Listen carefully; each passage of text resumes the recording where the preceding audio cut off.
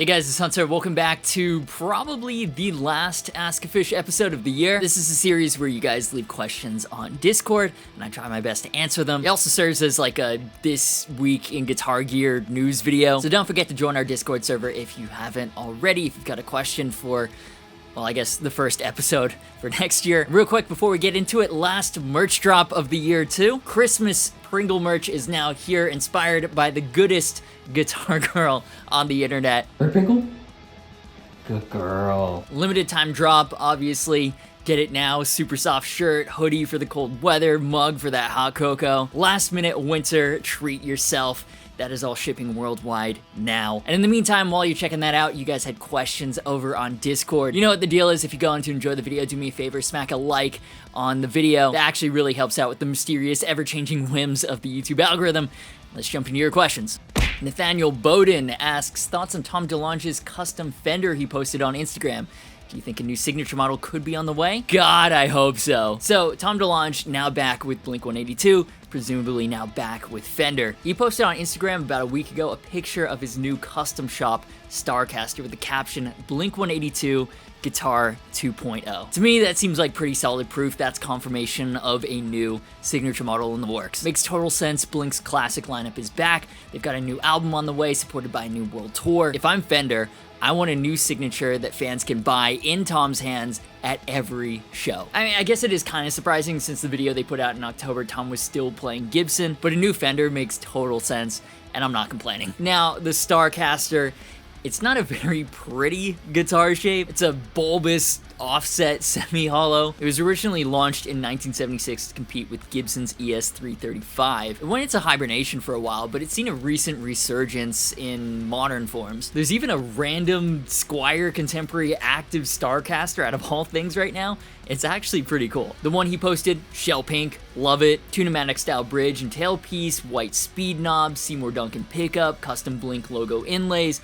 Could just be the lighting, but that looks suspiciously like an ebony board. A lot of empty body space to plaster with stickers, which is exactly what Tom's done. Very pop punk. Now, since he posted that, more details have come out from other people involved with the project, like Brian Thrasher and Aaron Rubin. So there have been 4 colors made from the custom shop so far: shell pink, seafoam green, white, and gold. Looks like roasted maple necks, awesome, and it's also supposed to have lumen lace side dots. Love that. Up until now, Jim Root's V4 Jazzmaster is the only Fender production model with glow-in-the-dark side dots, so I really hope that's a feature that makes it from these prototypes onto the final production model. And obviously they can't use the dirty fingers that were in his previous signatures. That's a Gibson pickup, so the pickup will be an SH5 Duncan custom. Not quite as hot as the dirty fingers, which isn't quite as hot as the Invader in his previous Fenders, but it's still a hot ceramic pickup, what Seymour Duncan calls a PAF on steroids. And look, Tom Delonge's original Fenders are legendary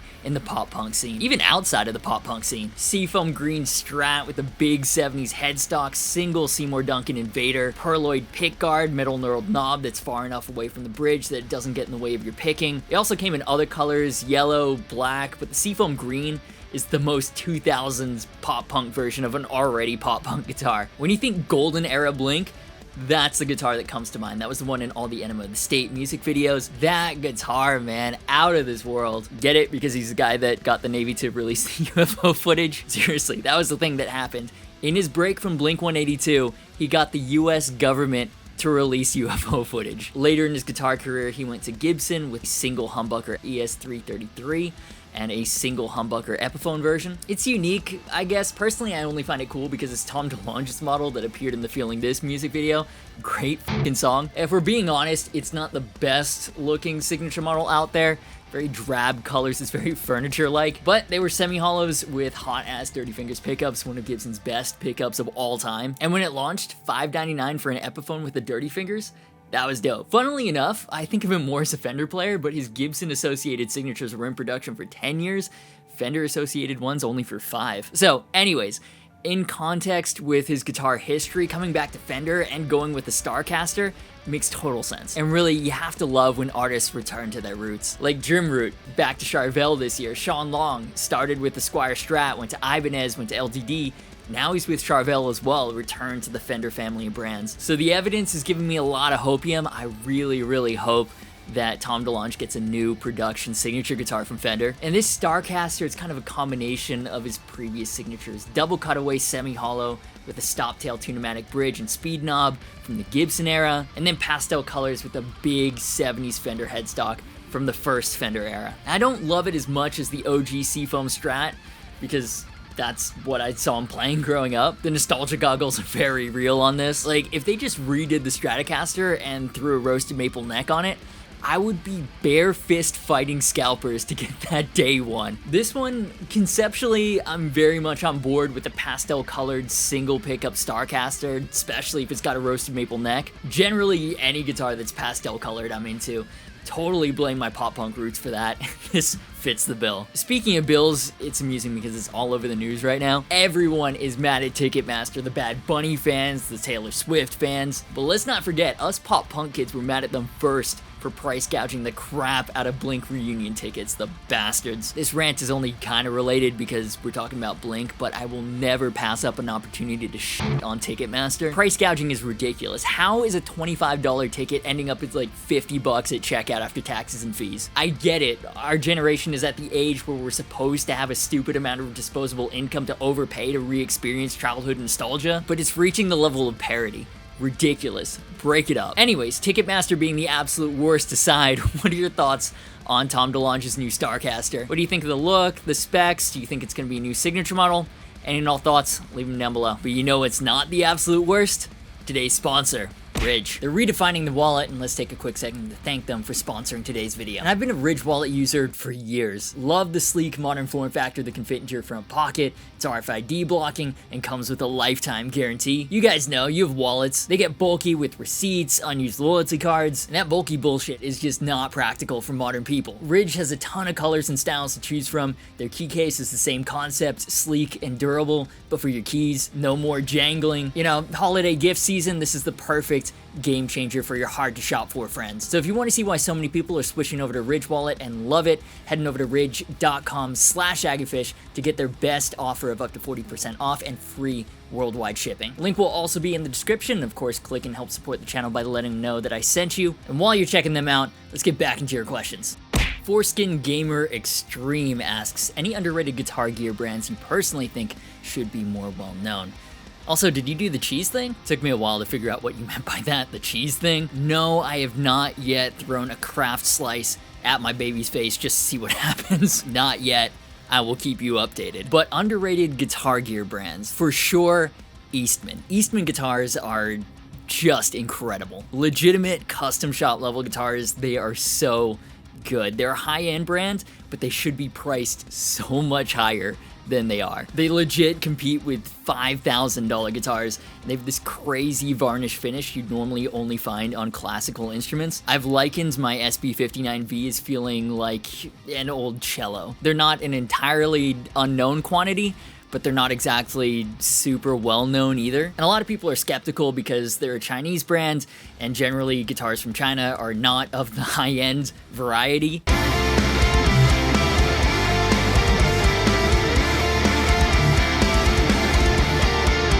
But again, they are incredible guitars that just not enough people have had the chance to play. Then obviously if you watch the channel, I've talked about them a lot, but Valiant Guitars makes fantastic stuff too. Unfortunately, because of circumstances completely out of their control, they've been going through it right now. They hope to get back up and running normally again soon. They make high-end guitars in Ukraine, and they've been without power for an average of 14 hours a day. Obviously, that makes making guitars and even just general business very difficult, but they make incredible high-end guitars, especially given the circumstances, and there's never a great time for tanks to start rolling in. It's definitely not an ideal time to start a guitar company right before that happens. They're trying to get back on track, but it's been really difficult for them to get guitars out into the wild because they literally are in the middle of a fucking war zone. Everyone I've talked to that's tried one has been absolutely blown away by the instruments.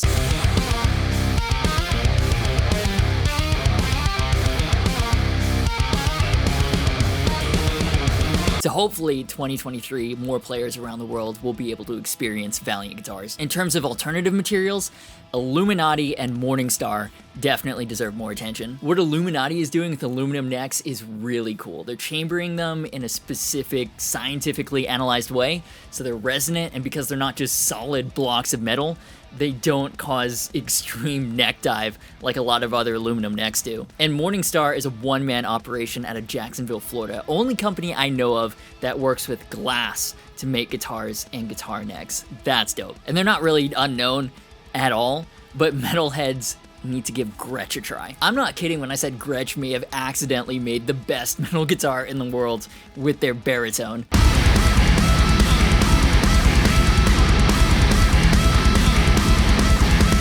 So in that context, Gretsch is very underrated in the metal community. Kind of in the same vein where I don't think the company itself is necessarily underrated, but there's a certain product that the Nutmasters Graphtec make that deserves more attention. Actually, in general, the importance of a guitar nut is underrated by a lot of players, but Graphtec's locking ratio tuners, when you hear the concept, different ratios for different strings, it makes sense, but it's only when you actually use them when you realize, oh my god, having a lower gear ratio for the thicker strings makes so much more sense for fine tuning, and it works so well in practice. Then, being so invested in the Les Paul community, there are a lot of times I think import brands and Gibson alternatives get overlooked by the hardcore Gibson community, like Navigator, like Edwards, like Maybach, all who make fantastic guitars. You know, they don't say Gibson on the headstock, so they don't have that prestige or associated resale value, but you do get better quality per dollar. And also from the comments, there are a lot of especially older guitar players that are still coming around to the idea that affordable import guitar lines